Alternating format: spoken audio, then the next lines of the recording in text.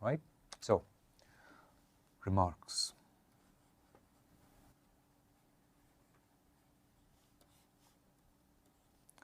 Backward Euler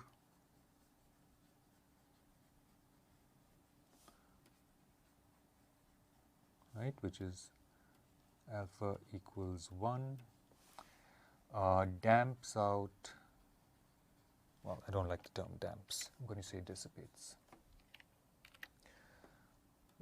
Dissipates high order modes.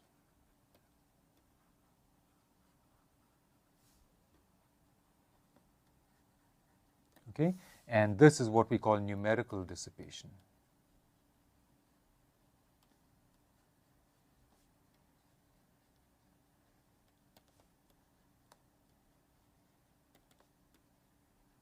Okay, and because, as I observed, this has the same high order behavior as the exact equation, it is often preferred.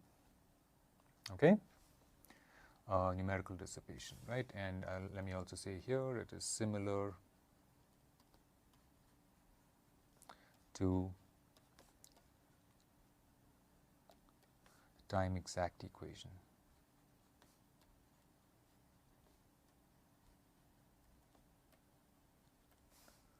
Right?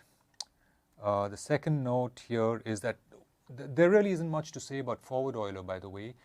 It should come as no surprise to us as that the amplification factor for forward Euler tends to minus infinity as lambda h delta t gets large. We've already seen some evidence of it. And in what way have we seen evidence of it? We've seen it in the fact that if delta t gets too large, we know that the forward Euler method is no longer stable, right?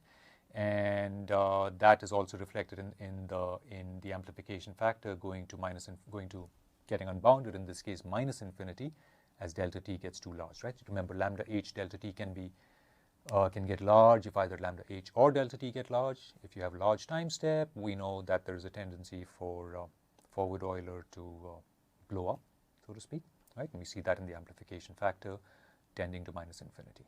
Okay, so let me state that though. Forward Euler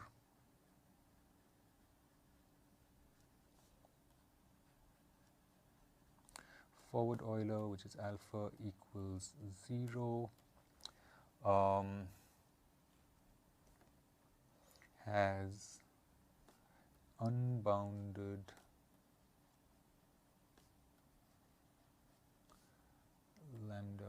has unbounded A. Okay, all of this, by the way, is in the context of high order modes, right? So I should say up here, this is all for high order modes.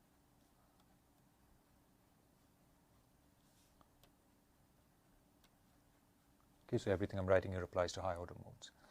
Okay, right? So this should come as no surprise to us because we know that forward Euler has this tendency to sort of lose it. Okay. Remark 3 is that the surprising thing is that the midpoint rule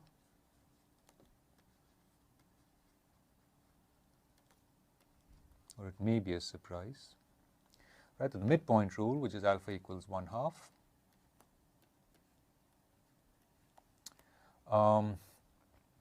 right, has, as we've seen, A tending to minus 1. Okay, what does this mean? What this means is that dn plus 1 for the high order modes, right? If this is a high order mode I'm writing out, right? Okay, if dn plus 1 is the modal coefficient of a high order mode, what we're seeing is that dn plus 1 is equal to minus dn. This leads to oscillatory behavior in the high order modes. And it's not uncommon to see solutions for from the midpoint rule, which with respect to time, right, if we're plotting certain modes with respect to time, what we will see is that if this is t1, t2, t3, and so on, right? What we may very well see is that you get get essentially oscillatory behavior.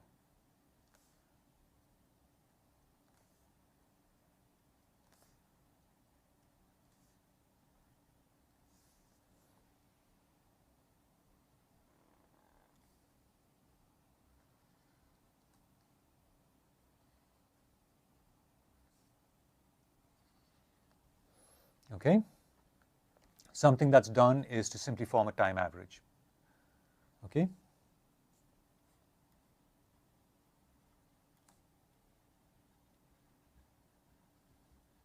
Right. If you take a time average, you basically damp out, well, you don't truly damp out, but you eliminate the effect of these oscillations in your post-processed solution. Right. Time averaged the solution.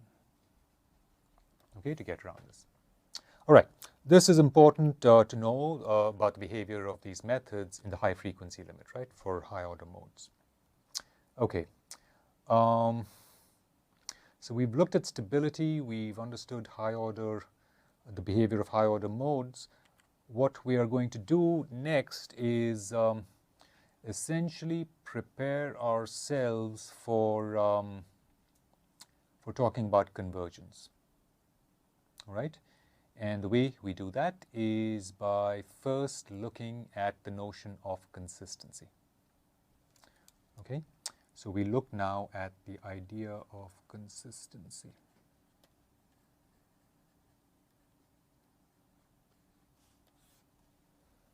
All right, in order to get to consistency, let's go back to our time discretized equation. Okay, and that equation, as you may recall, is the following. It is dn plus 1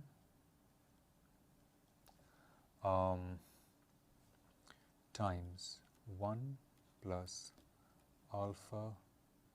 Oh, no, let me back up a little here. Let me write it, in fact, in the following manner. Let me write it all the way back as dn plus 1 minus dn over delta t plus lambda h dn plus alpha equals. Now, up to a few seconds ago, we were looking at the homogeneous problem, right, which we got to by turning off the high order modes. Sorry, by turning off the forcing. We're now bringing back the forcing, okay? And I'm going to write this as f at n plus alpha on the right-hand side, okay? If you wonder what fn plus alpha is, fn plus alpha, right, for this particular mode is got by looking at f sub n plus alpha, the whole vector, right, and essentially, right, dotting it with whichever mode we're looking at. Okay, if we were looking at mode L, we would dot it with the Lth mode. Okay, but since we've agreed that we're going to drop the explicit mention of the modal number, right, we will just write it as fn plus alpha here. Okay, all right, now let's multiply through by delta t and see what we get. We get dn plus 1 minus dn plus lambda h delta t. I'm going to expand out dn plus alpha as alpha dn plus 1 plus 1 minus alpha dn equals delta t f n plus alpha. All right. Working with this a little more, what we get is dn plus 1 times 1 plus alpha delta t lambda h minus 1 minus alpha delta t lambda h dn minus delta t fn plus alpha equals 0. As a final step, I'm going to divide through by 1 plus alpha delta t lambda h to give me dn plus 1 minus, now when I divide this quantity by this, I get back my amplification factor. So I'm going to jump a step and simply write that as a dn minus delta t divided by 1 plus alpha delta t lambda h fn plus alpha equals 0. Okay? Right? And I'm going to take the final step of calling this quantity here L at n plus 1. Okay? Or I think I call it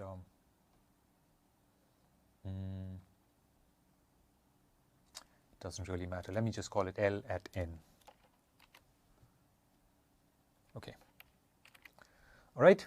So this is how I want to write out my time discrete modal equation, right, including the forcing.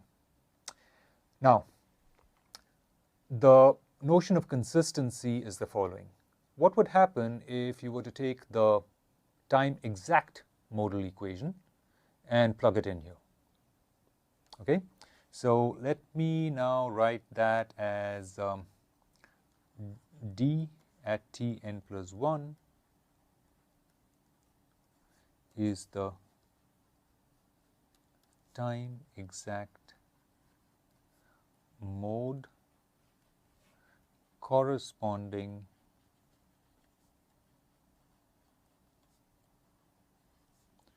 to lambda h. Okay? The particular value of lambda h gives us a certain mode, and that's it. Okay? Now the question we ask is what would happen if we were to take our time exact modal solution and plug it back in here. All right? So what we're saying is that if we do that, we'd get d at tn plus 1 minus a d at tn, right? This is also the time exact modal value at time tn minus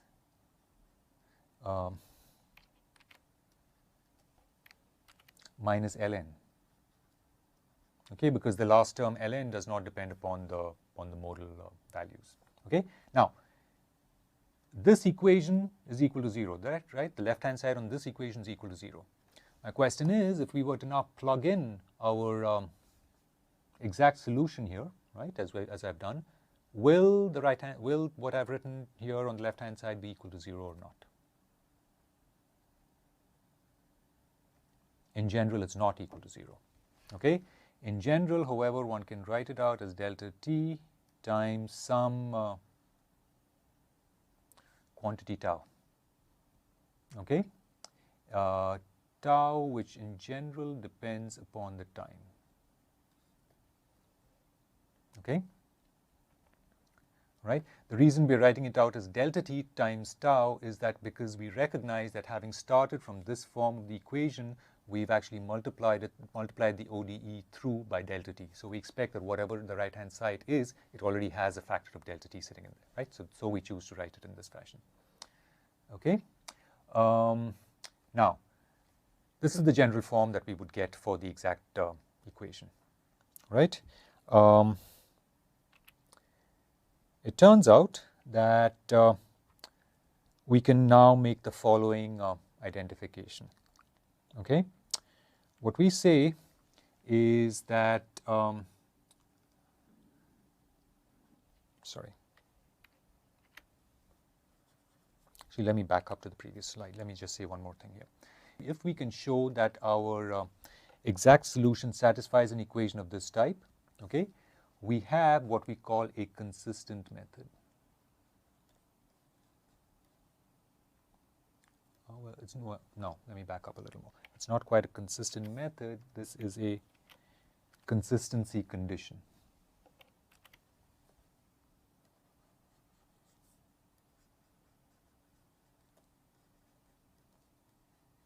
Okay, this is the consistency condition where we have a consistent method if we can show further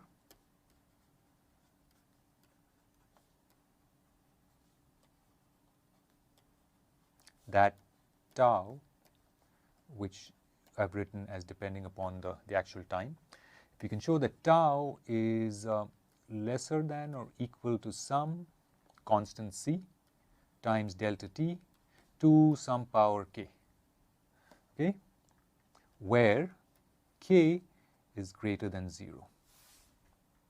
Okay, if we can show this, then we have a consistent method. Here's why. If we can show that this holds, one can say that as in the limit as delta t tends to 0, right, what we will find is that d at tn plus 1 minus a d at tn minus ln, which is equal to delta t c delta t to the power k, right? This thing also tends to 0, right? This entire thing also tends to 0, okay? Right? If k is greater than 0, right? And therefore what this suggests is that yes, the equation we are working with, the finite difference equation we are working with in time, is one that when we plug in the exact solution, though it does not immediately satisfy the exact solution, at least it does satisfy it in the limit of vanishing time steps. Okay, so in the limit delta t tends to 0, the time discrete equation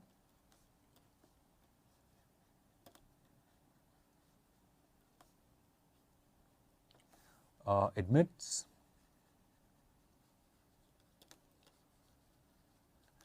the exact solution, right? And which I'm sure you will agree is a useful property for a method, right? For a numerical method. Okay. I should mention, of course, that in that result, t of tau n is lesser than or equal to c delta t to the power k. C is a constant, and k is what we call, k is the order of accuracy. Okay, and it turns out that k equals 2 if alpha equals half, right? The midpoint rule. And it's equal to 1 otherwise.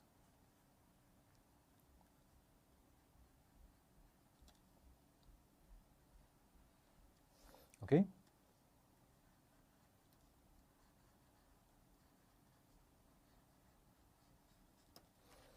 All right.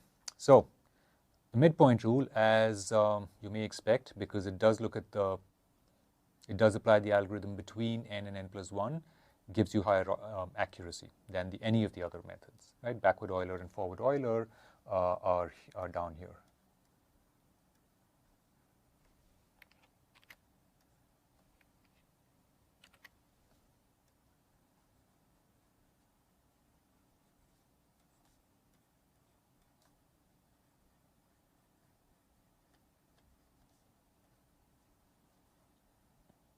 And any other method also has order of accuracy 1. Okay, only the midpoint rule is second order accurate. Okay, this would be a great place to end this segment.